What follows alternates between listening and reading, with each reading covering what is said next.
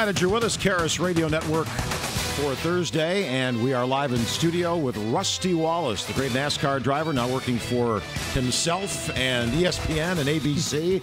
And this show is being taped, and it'll be on our Sports Night at South End Brewery, which, of course, we're not at South End Brewery, but it'll be on Sports Night. And when do we air this? In a couple of weeks? On a Wednesday night?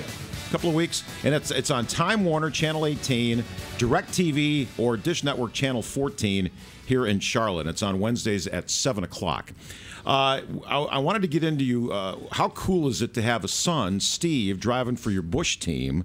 And I mean, you know, any of us who have parents know what it's like to see your kids succeed. So this has to be a thrill for you. It is a thrill for me. It's nerve-wracking, too.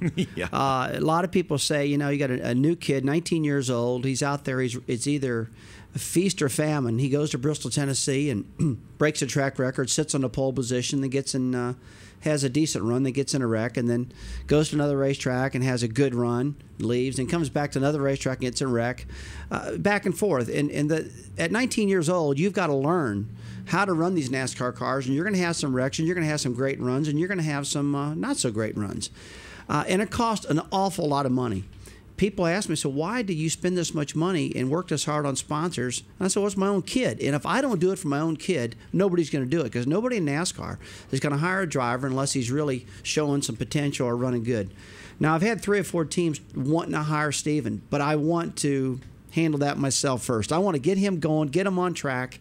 And I plan big things for RWI Racing. I don't know if you've been up there lately or not, Bill, but we've built an unbelievable complex. A lot of square footage. We got our own fabrications, paint and body shops. You know, it's really a neat piece. It's up in Mooresville, North Carolina. And come on by and check us out. We'll be happy to show you around. But Steven will make me nervous like I've never been nervous in my life. I was telling a little while ago, I was upside down 23 times, a Talladega on fire, body flying off, motor out, and I landed in a helicopter. And that didn't make me near as nervous as watching Steven. Yeah. We've got a new sponsor, Home Life Communities. It's a big home builder. They built like 3,500 homes, and they're building homes up in Lake Norman right now. They're building in Raleigh, Durham. They're down in Atlanta. They're all over the place. In fact, his name is John Bean, and John told Steven, he said, look, if you finish in the top 10, I'm going to get you this new watch. John went out and bought this $35,000 48mm solid gold Breitling Bentley watch, and he's got it in his hand. He said, Steve, when you finally break in the top 10, I'm giving you this watch. And so Steve told me, he said, man, I'm driving my butt off. But wow. I can't get in the top 10 yet, Dad. He said, I want that watch, man. Tell me about Chase Austin, who is another driver you're now involved with on the Busch East circuit. Yep. Tell us about this relationship. Chase is an African-American driver. He's 17 years old. And I heard about him, and I interviewed him, and I took him to Greenville, South Carolina, and tested him. I sent Steven down there and sent Chase down there, and they ran almost identical speed. Steve come back and said, I really like this kid, Dad. So I hired him. And so his first race is this Saturday night at Greenville, South Carolina for the brand new NASCAR Busch East Series. And so there'll be like 40 cars down there, and we've got his car and Steven's car look identical. They're number 66. They're both sponsored by Home Life Communities, except they've got the Busch East rules with Chase's car. That's 14 races. Starts off this week. And so that's another one that's making me nervous. And I was going to go down there and watch him run this weekend. But I thought, you know what? If I go down there, I'll probably make the kid nervous. I better stay away the first race. And so I'm not going to go, but I'll be all ears and listening to everything going on. We're talking a little bit. Let's talk about Jeff Gordon. And, sure. the other hot topic of discussion in NASCAR this week has been about his, after the win this weekend in Phoenix, he tied Dale Earnhardt Sr.'s record for victories. They gave him the flag, the 3 flag, drove around the track. And it's like, people just so hot that he did that. A lot of people thought it was a great tribute. Other people thought, why is he doing this? They were throwing stuff at the car. Did you think this was a great tribute to Dale Earnhardt? Was this the logical thing to do? Absolutely. I don't know why any fans would say anything negative about that. If you remember in 2001 or 2000, when I won the California 500, I won the race on Dale's birthday. Dale got killed. Steve Park went to Rockingham the next race and won for DEI. It was a huge monumental thing. It was great. And then a couple of races later, I go to California and I win the 500 on Dale's birthday. And I had a big number 3 flag. And I carried around, did the Polish victory lap like I always did when I won. And I carried it, and everybody loved it. And I was when I looked down and saw Jeff Gordon doing the same thing I did, I went, wow, that's pretty cool. So why did we throw beer cans or be upset by him carrying Dale's flag? I don't know. You sure there wasn't another reason? Have you guys heard any other thing about that? Why they would? I wasn't at that race. I don't know. Because he's Jeff Gordon. Well, it could be that. It could be just because it was Jeff Gordon and because Jeff got a lot of booze and stuff like that. But that's that kind of a lame reason to do that. I think. It is. I mean, I remember the year at the Firecracker 400 at Daytona. I believe Michael Waltrip won the race, and I finished second. And they littered the whole racetrack full of cushions, seat cushions. They threw it all out because we entered under caution. And they said, "Hey, the racetrack's too tore up because of all the litter on the track, and we're not going to go back green." And the race was over. Michael won. I finished second. And I just drove over cushions all the way back to the pit. I'm going, no, why do we do this? Why do they litter? I don't know. You're in the car, and things are different than what the fans think. Without the fans, we're in trouble. I realize that. And they're the greatest people in the world. But, I'm on a 4-week break right now. Mm-hmm. I got 4 weeks off before I go back to covering the sport. My next race will be covering Indianapolis 500. So I was off this week, and I didn't get to see the race. Let's talk about Michael Waltrip. Okay. This was a big opportunity for him to join Toyota, start his own team. In fact, ESPN did a whole series with Michael Waltrip on the beginning of his race team. It's been, let's face it, a disaster. It hasn't gone very well. There are those who claim, look, the guy's doing too much. He's got this, that. He needs to focus on his team, his racing, forget about TV, doing all these other shows. Focus on that. Would you agree with that? What are some of the problems that you see there? Well, I like Michael a whole lot, but some of the things I'm about to say are probably going to come off negative. First of all, the ESPN show, there was a time buy. They didn't do a show on him. Toyota and Michael Waltrip's team paid ESPN to do that. So Didn't know that. That was a Toyota time buy for ESPN, yeah. So they just didn't decide we're going to do this big show on Michael Waltrip. That was purchased. Okay. And a lot of people do that. I've thought about doing that to get extra exposure for the team. Just, find some sponsors and do a big special, like a reality show on your team. Run it across. It gives your sponsors a lot of credit. On the other hand, Michael's done a great job with his sponsors and did a really good job on television, making people laugh. He's got a different approach. He's more of a laughter type fellow. He likes to get everybody excited and happy and laughing, which is cool.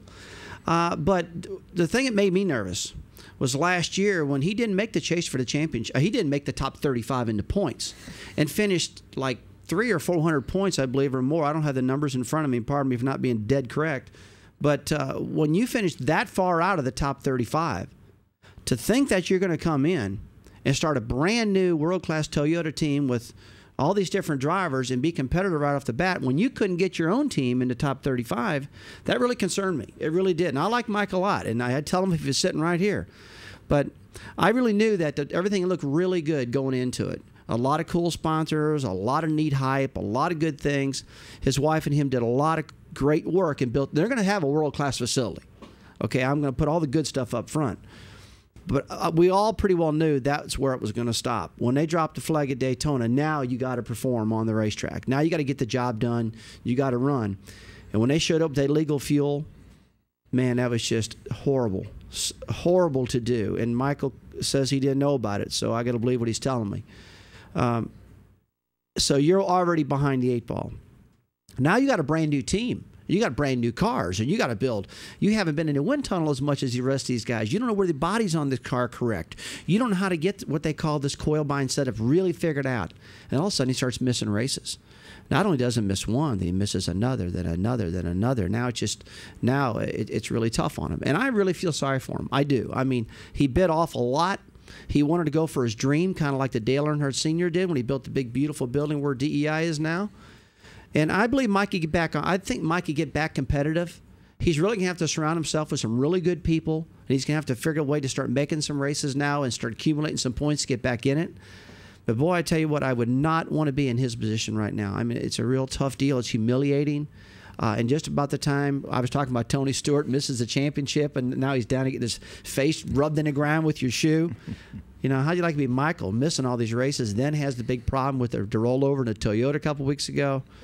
I mean, the guy's he's probably waking up going, stop. Okay, I've paid my dues. I don't know what I did wrong, or I have no idea who I made mad, but please stop and give me a break and let me get back racing now, because he is a good driver. RustyWallace.com if you want to find out what he's all involved in. It's a great website, folks. Rusty, thanks for being with us. Safe travels, and we'll see you on the TV here pretty soon. All right, guys. Thanks. More to come on the Karis Radio Network, and also we say so long to those of you who watched our Sports Night show with Rusty Wallace. It's on Time Warner Channel 18. It's also on DirecTV and Dish Network Channel 14 here in Charlotte.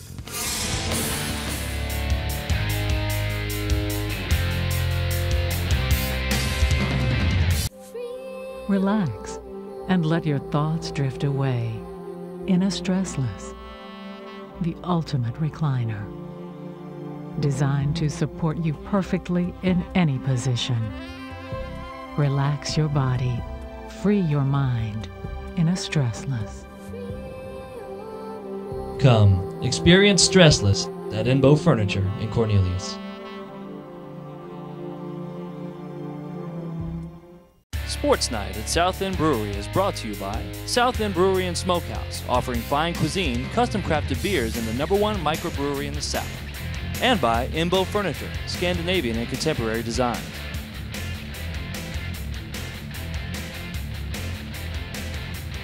Rusty Wallace with us here in studios. We talk about his career and what he's doing now. Of course, one of the great NASCAR drivers, 55 titles, victories during his career. How much do you said you missed it when we first started this. How hard was it to get away? Because I keep looking at Mark Martin and seeing, he pulled away and he's kind of back and he's having this, it's like this, do I really want to get away from this? How tough was it for you?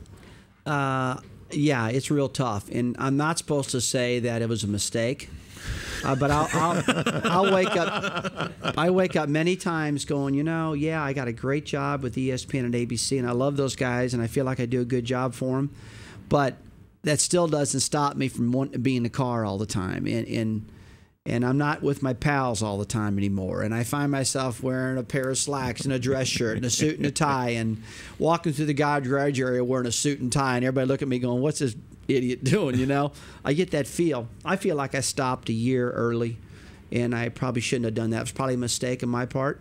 A lot of people disagree with me. A lot of people say, Rusty, you made the right decision. Roger Penske, my car owner, one of the wealthiest men in the world, said it was absolutely the right decision. You went out on top of your game. You could have went back the next year and missed a chase for the championship, not run good.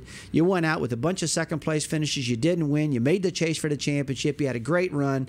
You said, I've had a great career. See you later. Now it's on my next career. It kind of sounds kind of picture perfect, doesn't it? But it doesn't make you feel better. I still want to be the driver, and I still feel like I can do it, but I'm not doing it. But I'm afraid right now it is over because I've signed a 6-year contract with ABC. It forbids me from driving NASCAR Nextel Cup. Really? So that's in the contract? It's in the contract, so I won't ever be a race car driver again. But I can test all I want, and I can run the 24 hours of Daytona, and I can run all kind of races like that, but nothing in NASCAR. Who's the driver you pick of the guys on the circuit right now? Yeah. Who's the best? Not the most popular guy. Not who's going to bring in the most sponsor dollars. Who's the best driver out there right now? The best driver out there right now, I would say, would be Tony Stewart, and here's why: because he's ran sprint cars, he's run midgets, he's run Indy cars, he's run stock cars, and that's also one of the reasons I picked him to win the title, because the brand new car tomorrow. Nobody's ever run that car. That's new for everybody. And Tony's got experience in all different varieties of cars. So I feel like he can jump right in. I watched him run the prototypes at Daytona, the sports cars, and fly around there with those. But another guy I like also, I look at, and I really like his mentality, how he drives and how he really works on the car and gets involved in it so much, is Kevin Harvick. I like what I see out of Harvick a lot. He's brash. He can be like Tony Stewart. He can scream and holler and vent, And he can get in a car and really get it done. He grew up in he's come from California. He's ran Bakersfield. He's run all the short tracks. He's did all that. He's come to the Busch Series. So he's kind of well-rounded also. He's got his own Busch shop. He's doing a lot of things like I do, spend silly money and not make any money. I think we all been there. Stuff like that. Work like heck on sponsors. I like what I see out of Harvick. I really like what I see out of Stewart because of his just flat raw talent. Let me get into. We were talking about track design, and you're into this now. And I don't know, are there a lot of drivers who are? Is this kind of a new thing for drivers? I would say it's a new thing. I don't know. There has never been a driver design a racetrack that I know of, and that really surprises me. For a long time, I've thought about this. A lot of us drivers drive the tracks and go, "Why is a track designed like this? Why do they do turn 2 like this? Why do they do turn 4?" And out of the clear blue, a group of investors called up and said, "Who's the driver that designs all the tracks?" And they said, there isn't a driver. You said, "It's not like golf?" And they said, "No, it's not like golf." They said, "Well, let me ask you the question a different way. We're going to build a short track, right, guys?" "Yeah." "Who's the driver that's won the most short tracks?" And they said, "Well, that's Rusty Wallace." They said, "Well, call him." And that's how I got the job. It was just that simple. And so now I designed the first track in Newton, Iowa. And I had a great bunch of guys help me with it out of Indianapolis. Paxton Waters, who helped design California Speedway and Vegas and Pikes Peak. Pax and I partnered on this project, and fast forward along, I'm so proud of it because the track turned out fabulous. It turned out really neat. And, but I can say that, but here's what I base it on. All my peers that have been there, all the drivers, all the Cup drivers that have been testing there said, "You know what? I've drove a lot of tracks, and this has got to be one of the raciest tracks in America." So I've got a lot of cool verbs from that track. It's a success. There's 10 races there this year. The Indy cars are going to be running there.